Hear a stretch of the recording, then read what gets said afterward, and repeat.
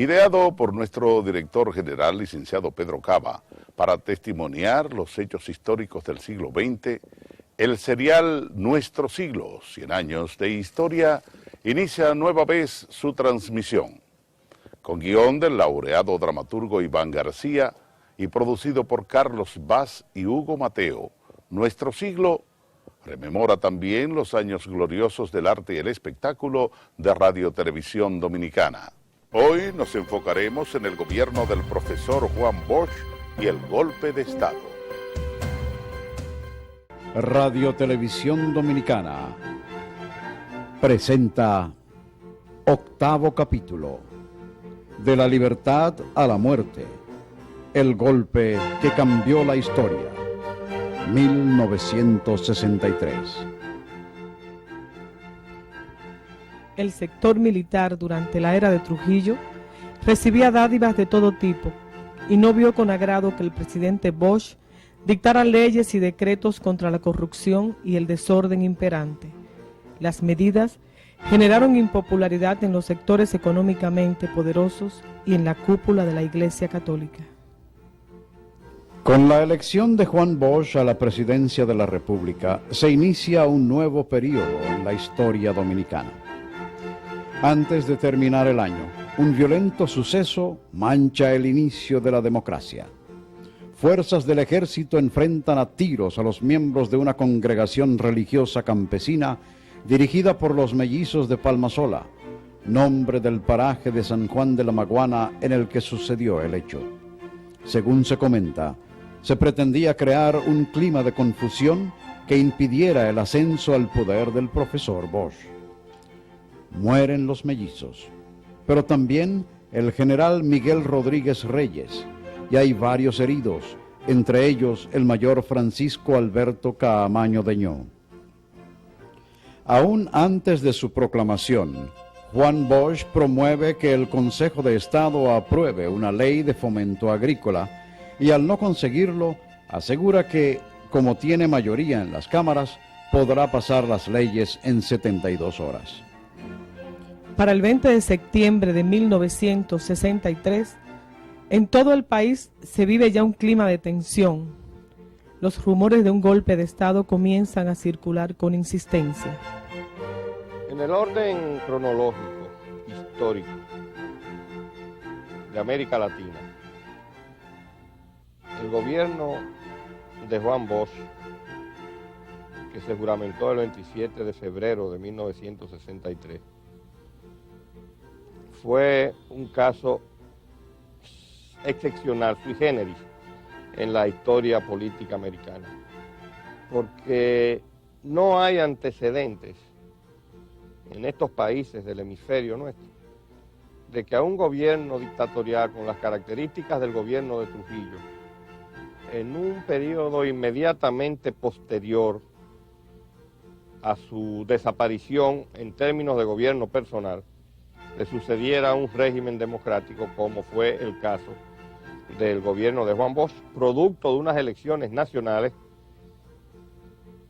realizadas dentro de un marco con las características de nuestro medio de absoluto respeto al sufragio universal, que le dieron a un candidato que no provenía de las capas sociales más elevadas, ni apoyado por los sectores sociales determinantes en el orden económico de la vida nacional, y particularmente por la fuerza extranjera que ha gravitado en la vida de nuestros pueblos, como son los gobiernos de los Estados Unidos, que ganara las elecciones como la ganó Juan Bosch en el año de 1962.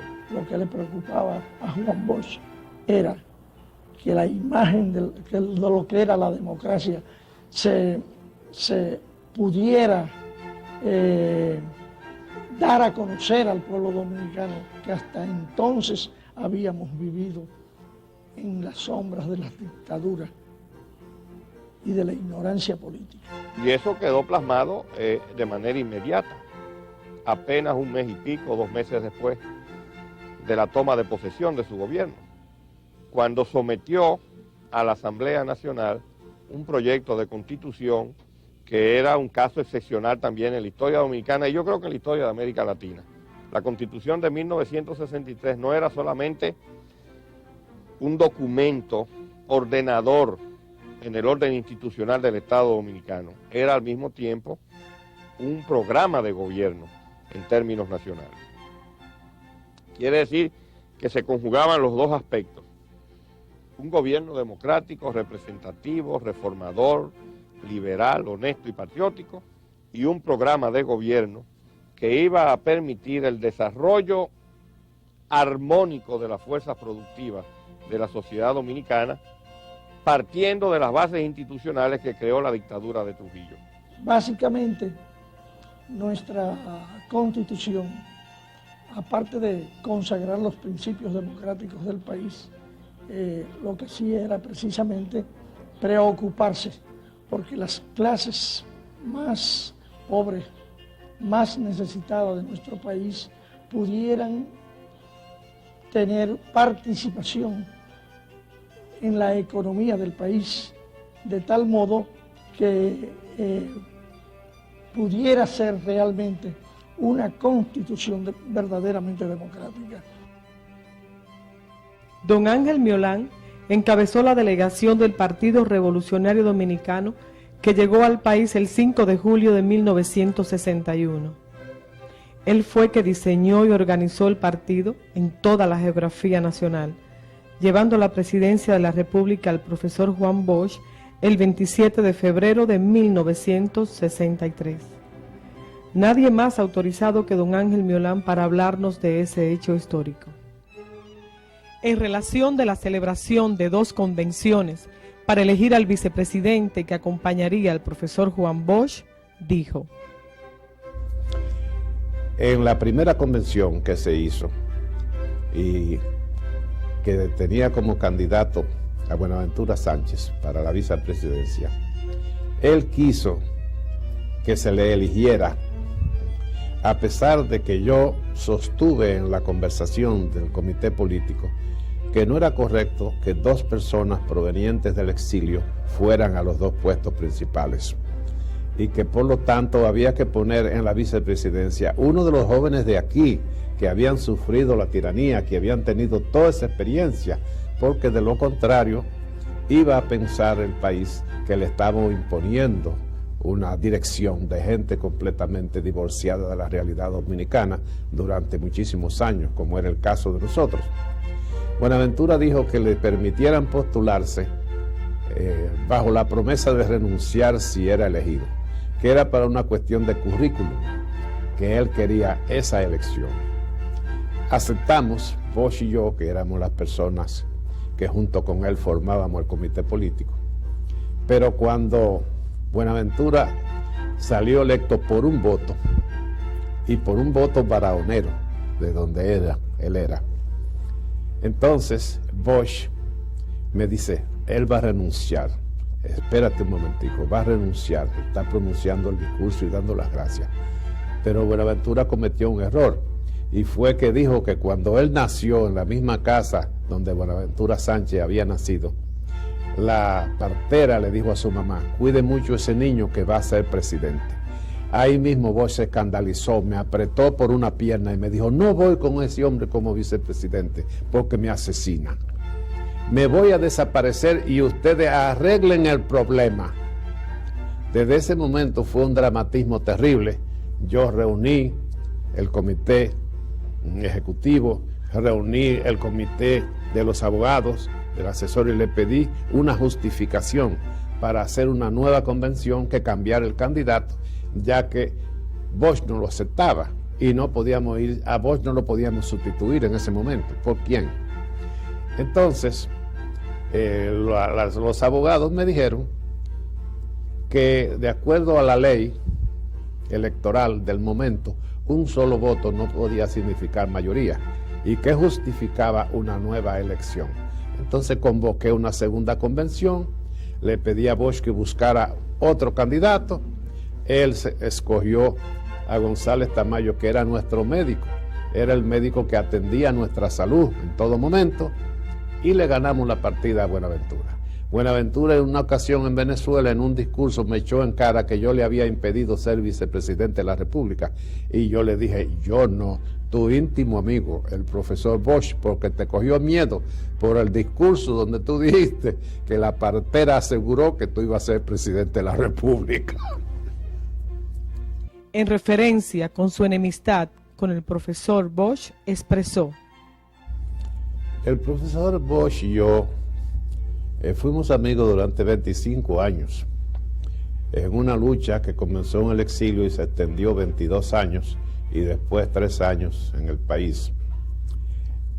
Las diferencias que surgieron no fueron de parte mía, fueron de parte suya, porque después que Bosch fue llevado a la presidencia por el Partido Revolucionario Dominicano, en una campaña política que yo dirigí, Bosch se viró contra el partido y me dio órdenes de cerrar sus locales y desarrolló una política de enemistad contra mí.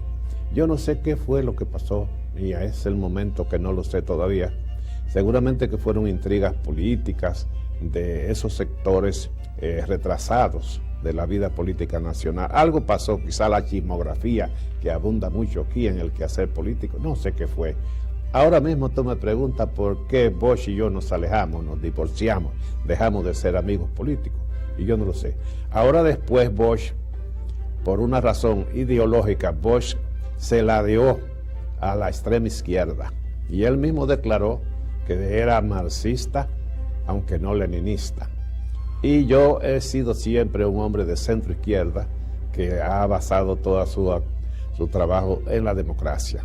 Hubo un distanciamiento ideológico, porque el partido que él creó, que fue el Partido de Liberación Dominicana, cuando se fue del PRD, es un partido muy diferente en términos doctrinales al Partido Revolucionario Dominicano. Yo entiendo que hubo razones personales que no sé cuáles fueron, y en segundo lugar hubo razones de doctrina que nos separaron y nos han mantenido separados políticamente en los últimos años, porque en lo personal no hay distancia. Bosch ha ido a tomar café a mi casa muchas veces y donde quiera que nos encontramos nos hemos saludado con afecto y respeto. Así como nada se obtiene de un día para otro, nada se obtiene sin luchas. Debemos luchar y lucharemos contra los obstáculos que tiene la República en su camino. Los próximos meses serán de freno para muchos, porque estamos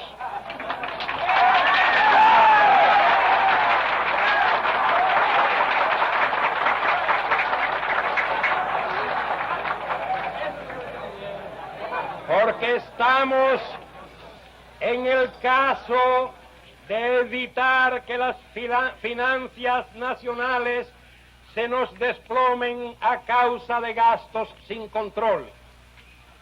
Pero vivimos en un país de grandes riquezas que vende más de lo que compra. Y si los dominicanos colaboran con el gobierno en el propósito de no hacer gastos innecesarios, podremos vernos en poco tiempo sin limitaciones para el uso de divisas extranjeras. Asimismo, si ustedes, senadores y diputados, trabajan con tesón, como estamos seguros de que lo harán, para aprobar las medidas que le permitan al gobierno hacer la reforma agraria y disponer de los medios indispensables para ampliar la producción agrícola, estaremos en capacidad de evitar la inflación que nos amenaza. Ha dicho que además de la democracia política, deberemos tener también la democracia económica y la justicia social, que un grupito de tutumpotes disfruta de los recursos y riquezas del pueblo dominicano, que el Estado dominicano les da a ellos cientos de miles de dólares para comprar whisky y para que se diviertan en sus noches de fiestas en el Embajador, pero que no hay dinero para comprar tractores. Que se usará la aplanadora del poder popular. Un discurso demasiado definido para momentos tan críticos.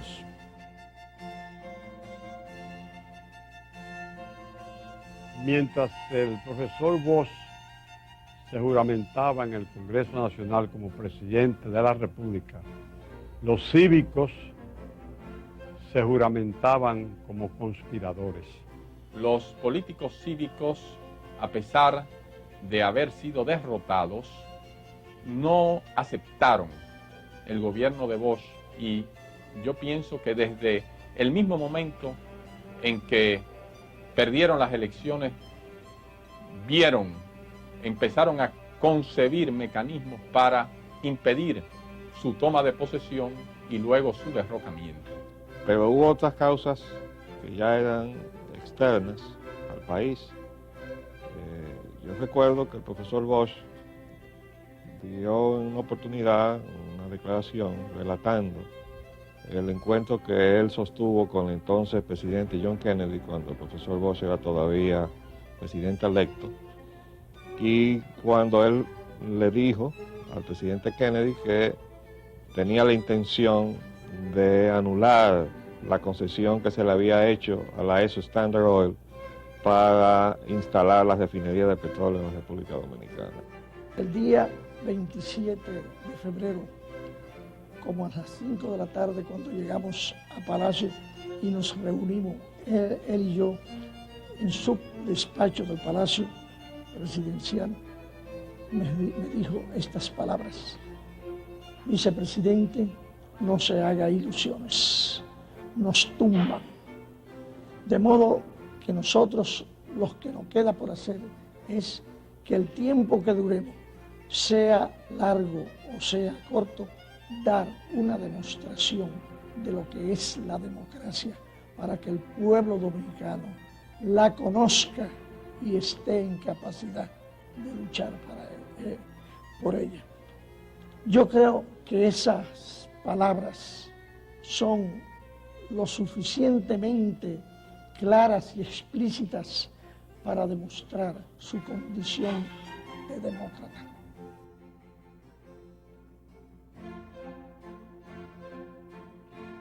El gobierno del presidente Bosch tomó varias medidas que chocaban con la casta retardataria y privilegiada, ligada a los oscuros fragmentos del gran poder norteamericano.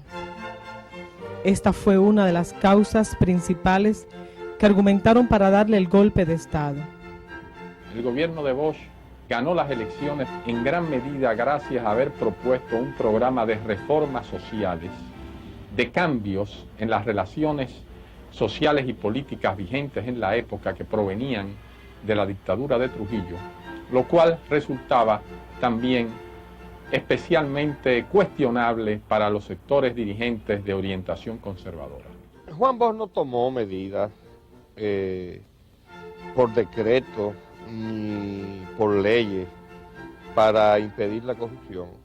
Juan Bosch dio instrucciones para que se renunciara al cobro del 10%, para que la maquinaria del Estado y los funcionarios del Estado hicieran negocios particulares, y la Constitución de la República establecía inclusive la degradación civil por acto de corrupción.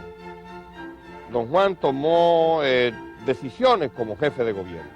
Él impuso, con su conducta como jefe de gobierno, como presidente de la República, esta figura avalada por un prestigio internacional, uno de los más grandes escritores de la lengua española, de un arte o de un género tan difícil como el cuento, respetado en México, en Venezuela, en Cuba, en los Estados Unidos, conocido en Europa, no lo era tanto como lo es ahora o como lo fue después, impuso con su estilo, un estilo realmente ejemplar como jefe de gobierno, y estableció las normas que deben regir una sociedad organizada. Desde luego, hubo personas que se sintieron molestas con eso. Designó funcionarios públicos honestos en su casi totalidad. No voy a decir que la corrupción quedó erradicada, pero fue limitada, fue reducida a una mínima expresión, porque el primer ejemplo lo daba el presidente de la República. Se ha dicho en innumerables ocasiones que Bosch debió haber tomado medidas en el momento de la toma de posesión acerca de los jefes militares, hacer cambios en las fuerzas militares, y que el no haberlo hecho fue lo que condujo en definitiva al golpe militar. Lo que sucedió fue que un sector de la jefatura de esas Fuerzas Armadas se corrompió y fue penetrada y adoctrinada y manejada por los delegados, por los agentes militares y políticos de los Estados Unidos. Un hecho muy interesante que yo debo mencionar aquí, de la visita del profesor Bosch al presidente Kennedy. El profesor Bosch regresó muy contento de su entrevista con el presidente Kennedy. Él sentía una gran admiración por el presidente Kennedy. Nos dijo que el presidente Kennedy le había solicitado, en presencia del secretario de Defensa de los Estados Unidos, que no cancelara, que no sustituyera y que no declarara en retiro a ningún militar, ningún alto militar de lo que hasta en ese momento estaban en las Fuerzas Armadas. El derrocamiento del profesor Juan Bosch implicó para la República Dominicana un atraso político y social equivalente a medio siglo. Cambió la historia, cuya consecuencia aún hoy día le está sufriendo el pueblo. Parece que la Iglesia jugó un papel importante en el golpe, no solamente en contra del gobierno de Bosch y en contra de Bosch en la campaña electoral, sino también en el preparativo del golpe. En todo el proceso de las manifestaciones de reafirmación cristiana, indudablemente el sector más conservador de la Iglesia, de la alta jerarquía, tuvo participación. Parece que además el supuesto del carácter comunista del gobierno de Bosch fue en cierta medida inoculado por algunas figuras del clero del país, posición que se puede explicar por el hecho de las posturas del régimen de Bosch en relación al problema de la educación, el problema del concordato, de las relaciones Estado-Iglesia, y en general por la reticencia de ese clero proveniente del trujillismo, de esa jerarquía que había apoyado al trujillismo hasta enero de 1960 y que era reticente a un proceso de democratización. Todo ese proceso conspirativo contra el gobierno de Bosch encontró un campo muy fértil para desarrollarse. Lo que sucede es que Juan Bosch, como un político honesto, serio, tenía un criterio definido de la separación del Estado y la Iglesia en términos educativos, como pasa en todas partes del mundo, a excepción ya ni siquiera de Colombia. Yo creo que el único país que tiene vigente en términos reales un concordato en las condiciones que hay en la República Dominicana es este país. En el orden del desarrollo cultural, político y cultural, nuestro país había quedado rezagado, sobre todo en ese periodo de la última etapa del régimen de Trujillo posterior a la Segunda Guerra Mundial, donde afloraron concepciones y escuelas políticas totalmente diferentes, producto de la victoria de los países aliados contra el fascismo, en la cual jugó un papel determinante la Unión Soviética. Eso terminó influyendo en un sector del comercio atemorizado, en un sector de trabajadores, en una política radical, inconsecuente, propia de la inmadurez de los grupos de izquierda, que terminaron todos coincidiendo en contra de un gobierno democrático que lo primero que hizo fue respetar los derechos y las libertades públicas en nuestro país. El ataque a Palmasola, sección de San Juan de la Maguana, la muerte del general Rafael Rodríguez Reyes. En ese hecho, la determinación del presidente Bosch de entregarle tierra al campesino y propiciar justicia total ampliada para la clase más necesitada, puso en movimiento a la clase privilegiada que no estaba acostumbrada a vivir en democracia.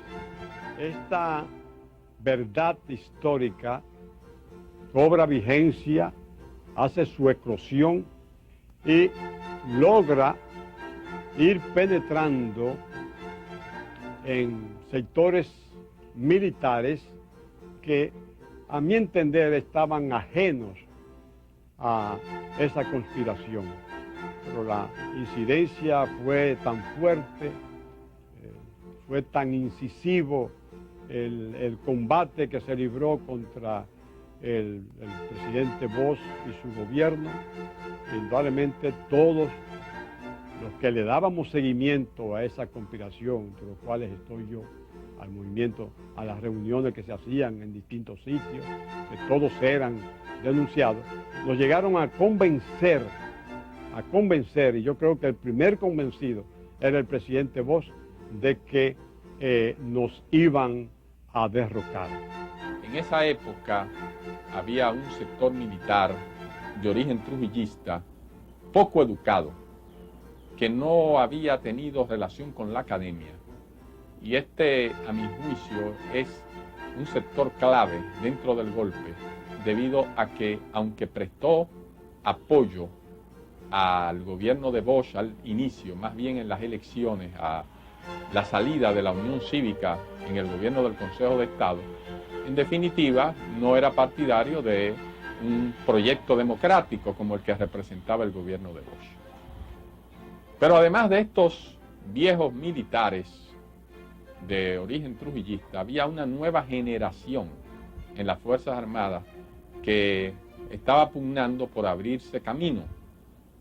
Y es la generación que puede decirse que va tomando más y más preponderancia en esos años. Se trata de personas jóvenes con formación académica, vinculados a la aviación, que es el cuerpo élite y preparado, que se forma a inicios de los años 50, por orden de Trujillo, y donde le da un papel relevante a su hijo Ramfis. Muchos de ellos han ido a estudiar al exterior. Bueno, ese grupo se dividió en dos sectores. Un grupo que toma posturas fundamentalmente distantes del trujillismo y que contribuye a la salida de los rezagos del trujillismo en la persona del general Rodríguez Echavarría, cuando es apresado en enero de 1962. Y ese grupo se dividió en dos sectores. Esa generación se divide en dos sectores. Un sector de derecha, capitaneado por el general Elías Wessing y Wessing, a la sazón coronel, jefe del Centro de Estudio de las Fuerzas Armadas, CEFA, que era una especie de cuerpo élite, y un sector democrático de posiciones, podríamos decir, moderadas, pero democráticas, que es capitaneado desde aquel momento por el teniente coronel Fernández Domínguez. Yo fui enviado por mis superiores a estudiar en la zona del Canal de Panamá. Y cuando retorné el 20 de mayo de ese mismo año, de 1963, comencé a oír rumores dentro del estamento militar de que se planeaba un golpe de Estado en contra del gobierno constitucional del profesor Juan Bosch, y que esos planes principalmente se hacían en la base aérea de San Isidro y en el antiguo Centro de Enseñanza de las Fuerzas Armadas, el antiguo CEFA.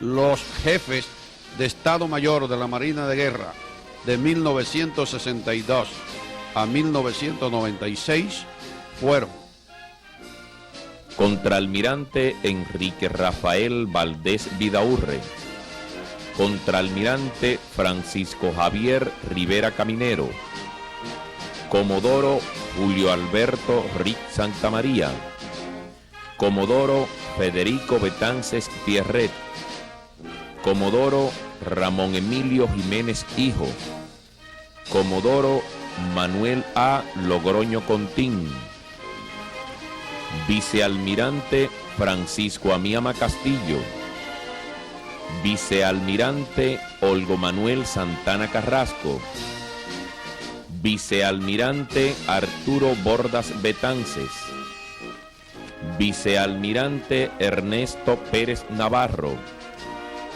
Vicealmirante Víctor Manuel Barján Murphy, Vicealmirante Juan de Jesús Jorge Cabrera, Vicealmirante Rubén Darío Jiménez Collado, Vicealmirante José Santos Sánchez, Vicealmirante Iván Vargas Céspedes, Vicealmirante Geraldo Santana Solano,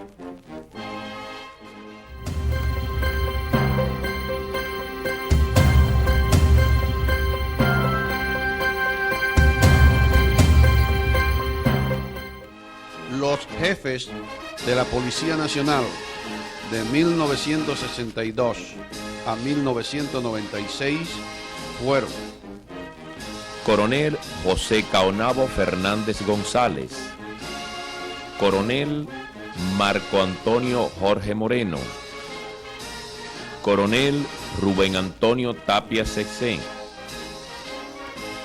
Coronel Secundino Pérez Peña, Coronel Rafael Bienvenido de Castro Ortiz, General de Brigada Belisario Peguero Guerrero, General de Brigada Hernández Pradel Brache, General de Brigada José de Jesús Morillo López, General de Brigada Luis Ney Tejeda Álvarez, General de Brigada Ramón A. Soto Echavarría, General de Brigada Braulio Álvarez Sánchez, General de Brigada Joaquín A. Méndez Lara, General de Brigada Rafael Guillermo Guzmán Acosta, General de Brigada Helio Osiris Perdomo Rosario, Mayor General Enrique Pérez y Pérez, General de Brigada Ney Rafael Nivar Seijas, General de Brigada José Ernesto Cruz Brea,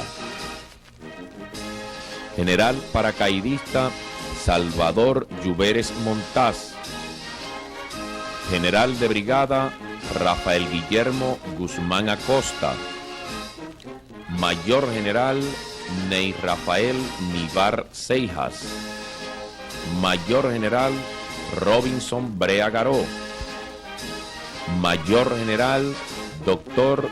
Virgilio Payano Rojas, Mayor General José Paulino Reyes de León, Mayor General José Félix Hermida González, Mayor General Manuel de Jesús Tejada Duvergé, Mayor General Ramiro Matos González, Mayor General Juan José A. Rodríguez Ortiz, Mayor General Dr. Rafael del Socorro Payán, Mayor General Rafael Antonio Tejada Báez, Mayor General Fernando A. Sánchez Aybar, Mayor General José Ramón Mota Paulino, Mayor General Licenciado Ramón A. Rodríguez Arias, Mayor General Rafael Guerrero Peralta, Mayor General Luis Alberto Núñez Guzmán, Mayor General Antonio S. Invertezón, Mayor General Enrique Pérez y Pérez. El flamante presidente declara: estamos aquí con la decisión de trabajar, no de odiar, dispuestos a crear, no a destruir, a defender y amparar, no a perseguir.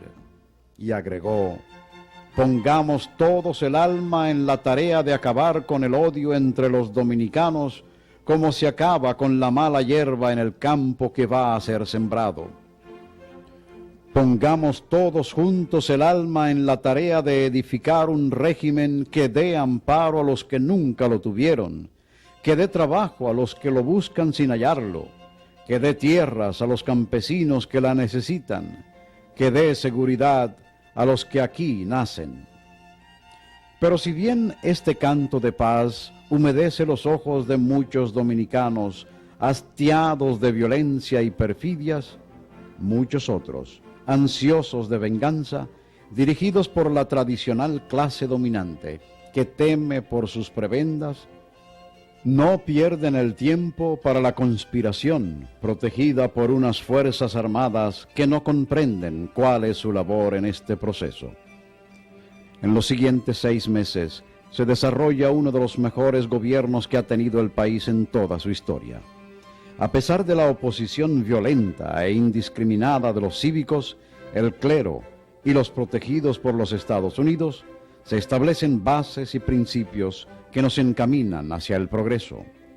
En marzo, se suscribe un importante acuerdo con la empresa europea Overseas Industrial Limited para la construcción de las presas de Taveras en el río Yaque del Norte y Valdesia en el río Nizao, ampliar el acueducto de la capital y ejecutar obras de industrialización en Puerto Plata.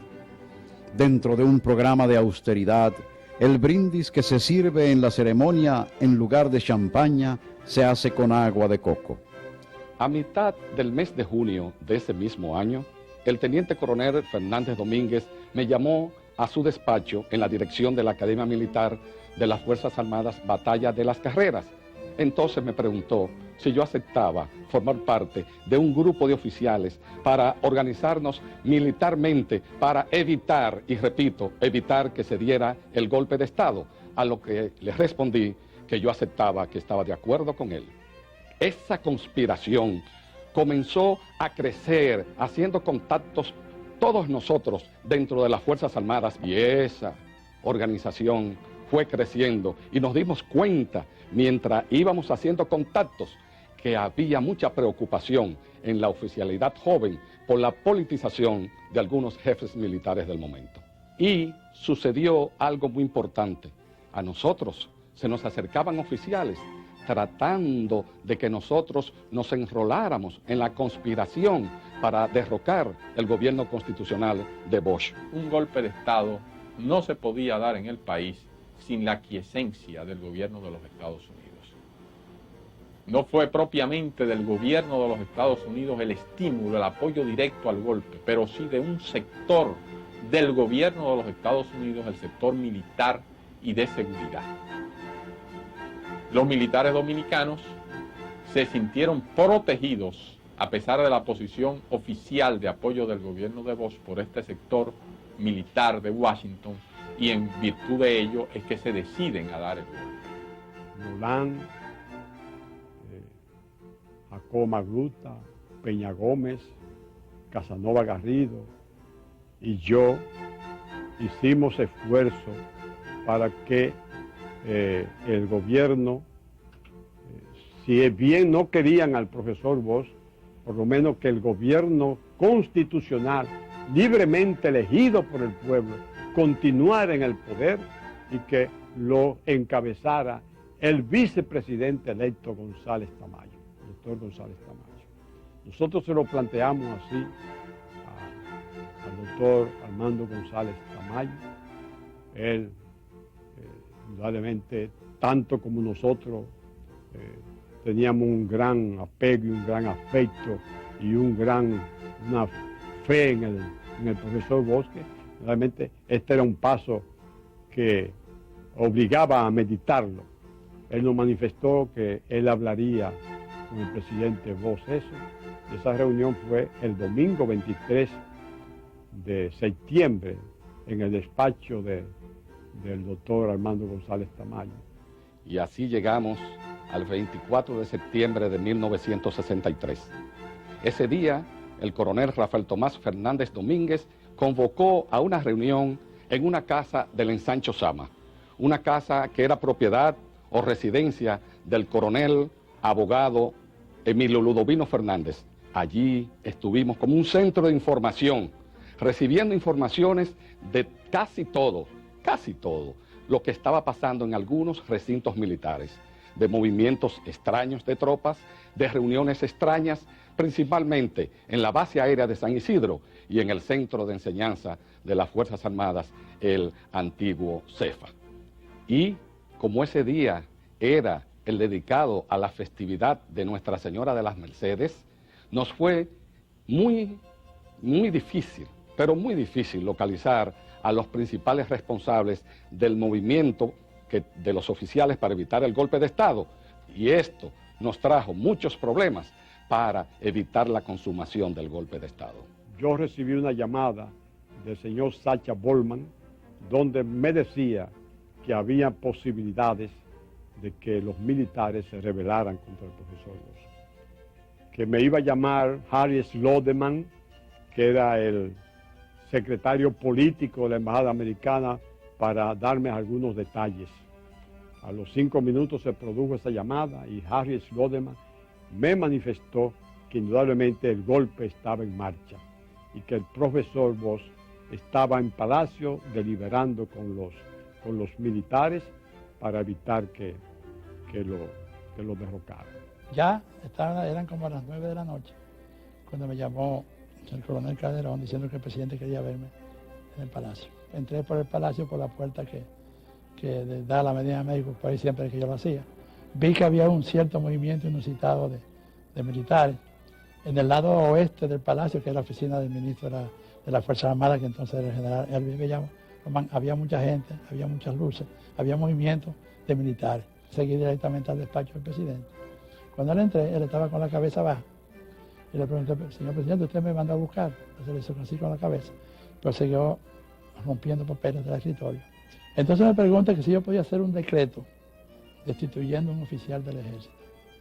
Digo, sí, yo lo puedo hacer, pero si usted quiere yo mando a buscar al consultor jurídico. Si no, hazlo tú. Dice, hazlo, pero déjame el nombre en blanco. Entonces yo fui a mi oficina, ahí mismo preparé el decreto, vine seguido con el decreto en blanco. Entonces me dice, pon ahí a destituir al coronel Elías Wessing.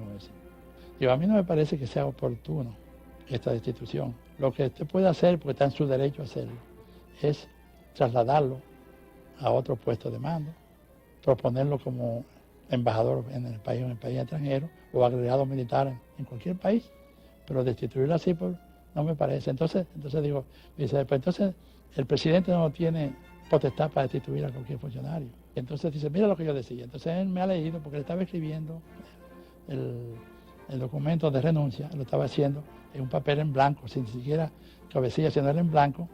Y yo realmente no vi a quién estaba dirigido, sino sencillamente el que estaba hablando de sus problemas y de que se le habían dicho que él no podía ejercer plenamente su poder cuando él no podía destituir a un oficial que él consideraba oportuno por el bien del país y que en ese caso él renunciaba a la presidencia. Fuimos a Palacio y cuando llego me encuentro al presidente reunido con una gran parte de lo que fue su gabinete.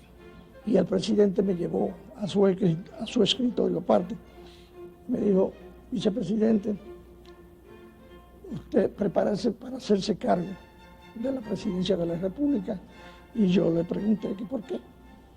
Él me dijo que iba a renunciar. Entonces Tamayo le preguntó a él que si esa renuncia lo incluía a él. Y vos le dijo que no, pero que él debía renunciar porque yo estaría seguro que a él no lo iban a dejar gobernar tampoco. Le digo, mire, presidente, en este caso, si se trata ya de una cuestión institucional, esta renuncia tiene que presentársela a la Asamblea Nacional. Había que convocar a la Asamblea Nacional en todo caso, para que escuchara esa renuncia, porque si va a renunciar el vicepresidente también, va a quedar un vacío y hay que mantener el orden constitucional y el Congreso, la Asamblea Nacional, es la única que puede designar un presidente provisional de una manera constitucional antes que venga, si no va a ser un golpe de Estado. Entonces me dice, bueno, pues se convoca a la Asamblea. Digo, vamos a llamar entonces para que usted le explique eso a los presidentes. Yo llamé a Molino Breña, aquí en Santo Domingo. Cojo para Palacio. Cuando llego allá, el Palacio está desolado, solamente militares apostados con ametralladora y algunos tanques. Yo me doy cuenta de que ya el golpe estaba dado y que ya no había nada que hacer. Entro al despacho del presidente. El presidente me dice, Molina, hay un golpe de Estado. Yo quiero que tú me reúnas al Congreso Nacional para yo ir a renunciar ante el Congreso. Yo le dije al profesor Bosch, presidente, yo creo que el golpe ya está consumado y que a usted no le van a dejar salir de aquí.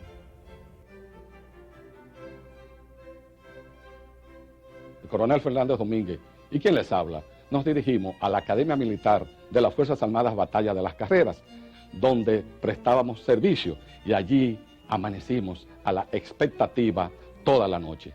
Pero desgraciadamente, horas más adelante, se consumó el terrible golpe de Estado contra el gobierno constitucional y democrático del profesor Juan Bosch, lo que cambió de hecho la historia inmediata de la República Dominicana.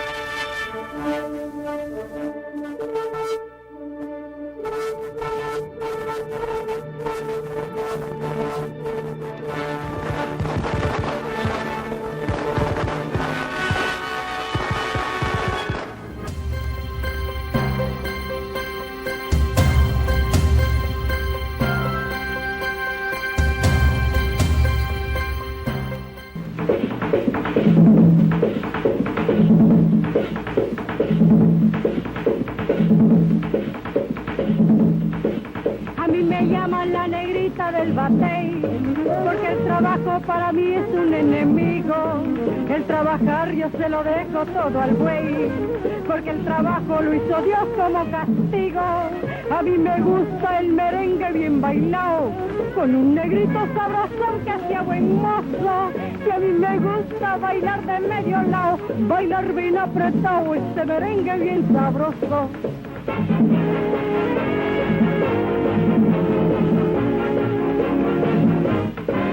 A mí me llaman el negrito del batey, porque el trabajo para mí es un enemigo. El trabajar yo se lo dejo todo al buey, porque ese asunto lo hizo Dios como castigo. Lo que me gusta es el merengue bien ripiao, con una blanca retrechera y buena moza. A mí me gusta recortarme enamorado, amaciarme apambillao, que es la cosa más sabrosa.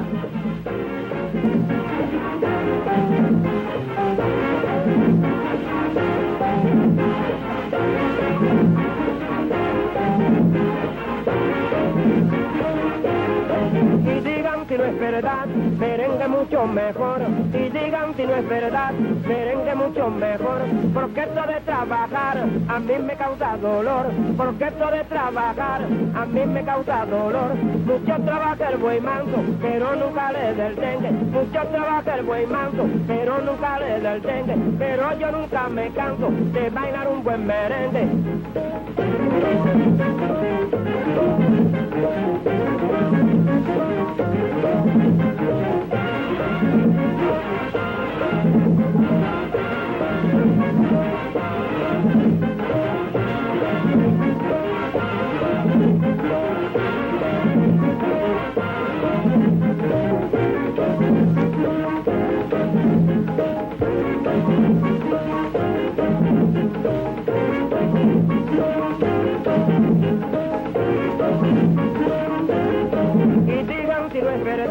Merengue mucho mejor, y digan si no es verdad, merengue mucho mejor, porque esto de trabajar a mí me causa dolor, porque esto de trabajar a mí me causa dolor.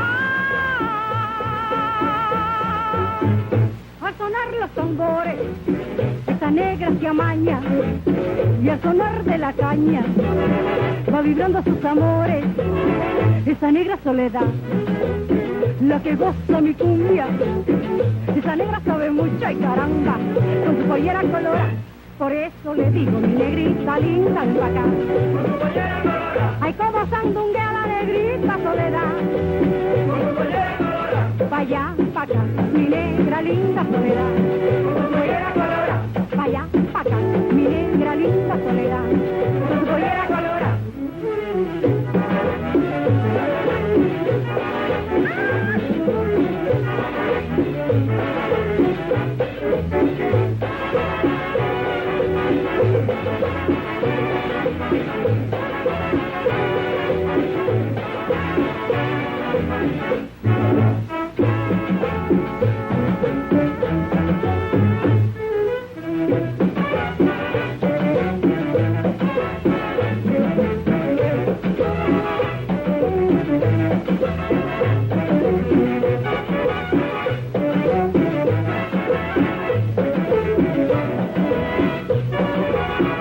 Por eso le digo mi negrita linda ven pa' acá. Ay como sandunguea la negrita soledad, pa' allá, pa' acá, mi negra linda pa' gozar, con su pollera colora, pa' allá, pa' acá, mi negra linda soledad, con su pollera colora, pollera colora, con su pollera colora, con su pollera colora, con su pollera colora, con su pollera colora, con su pollera colora, con su pollera colora.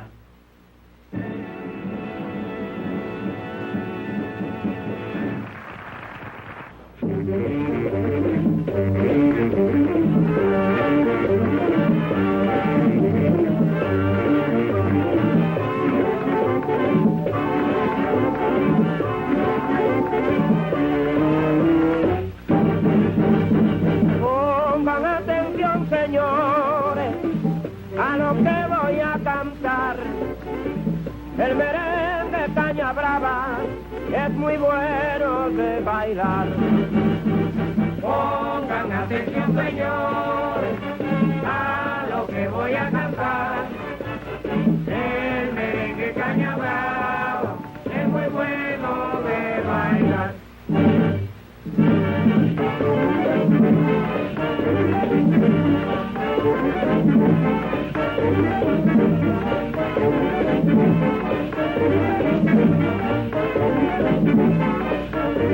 Se quemó la caña, se quemó el batey, porque en Montellano ya no hay que moler. Caña dulce, caña brava, dame un gajo de tu caña, dame un gajo de tu caña, cañita dulce, caña brava.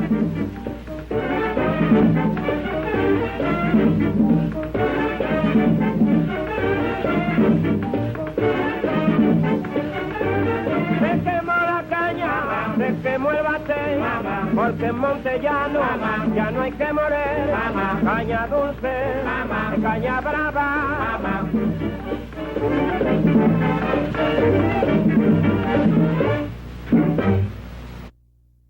Los enemigos de la patria, por consiguiente nuestros, están todos muy acordes en estas ideas. Destruir la nacionalidad, aunque para ello sea preciso aniquilar a la nación entera. Gracias por estar con nosotros. Thank you.